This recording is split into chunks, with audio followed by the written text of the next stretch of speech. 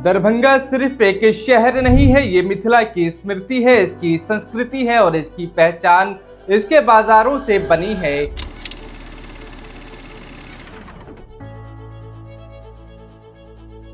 किसी भी शहर का इतिहास अगर समझना हो तो उसकी इमारतों से ज्यादा उसके बाजारों को देखना चाहिए, क्योंकि बाजार बताते हैं कि शासक और प्रशासक जनता के जीवन को कितनी समझदारी से देखते थे। दरभंगा के पुराने इतिहास में अगर हम झांक कर देखें तो हमें पता चलता है कि यहाँ बाजार यूं ही नहीं बन गए थे, बल्कि सोच समझकर, जरूरत को पहचान कर और भविष्य को ध्यान में रखकर बसाए गए थे। मिथिला रियासत के समय 19वीं और 20वीं सदी के आरंभ में दरभंगा एक सुनियोजित शहर के रूप में विकसित हो रहा था।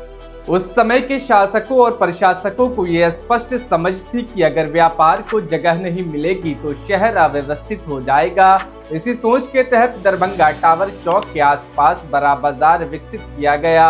लहरियासराय में गुदरी बाजार को स्थान दिया गया। अनाज, कपड़ा, मछली, सब्जी, हर तरह के व्यापार के लिए अलग अलग इलाके बने थे।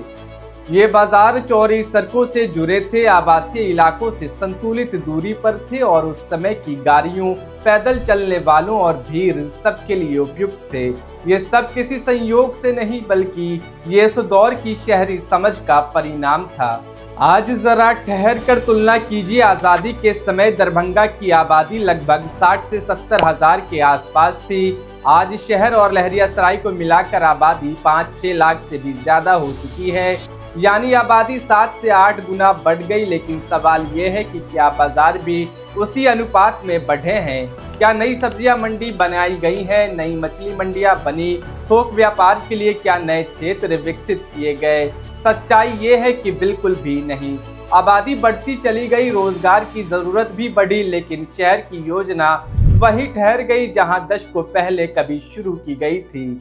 जब किसी शहर में लोगों की संख्या बढ़ती है और उनके काम धंधे के लिए जगह नहीं बनाई जाती तो नतीजा साफ होता है।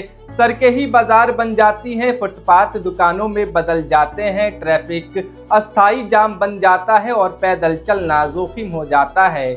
ऐसे में हम अक्सर कहते हैं कि शहर में अतिक्रमण बढ़ गया है, लेकिन सच्चाई ये है कि यह अतिक्रमण नहीं बल्कि योजना की विफलता है। कोई भी ठेला या रेहड़ी वाला शौक से सड़क पर नहीं बैठा है, वो मजबूरी में बैठता है क्योंकि उसके पास कोई वैकल्पिक जगह नहीं होती।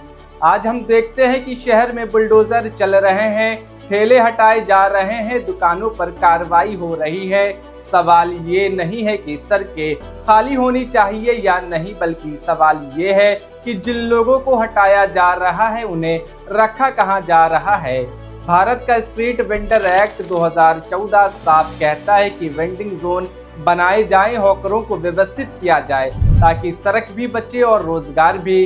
राष्ट्रीय शहरी आजीविका मिशन भी यही कहती है, लेकिन जमीन पर हम देखते हैं कि दरभंगा जैसे शहर में अस्थायी वेंडिंग जोन गिनती के हैं, आधुनिक मंडियां लगभग नहीं के बराबर हैं और बाजारों का विस्तार आबादी के अनुपात में आज तक नहीं हो सका है। इतिहास हमें यही सिखाता है कि पुराने शासकों ने व्यापार को दबाया नहीं, उन्होंने उसे जगह दी। उन्होंने समझा कि अगर बाजार व्यवस्थित रहेंगे तो शहर अपने आप व्यवस्थित रहेगा। आज जरूरत बुलडोजर की नहीं बल्कि उसी समझ की है। जरूरत है नए थोक बाजारों की, अलग सब्जी, फल और मछली मंडियों की, तय हॉकर जोन की और मल्टी लेवल मार्केट कॉम्प्लेक्स की। बुलडोजर तो आखिरी उपाय होना चाहिए, लेकिन आज ये पहली जरूरत बन चुका है।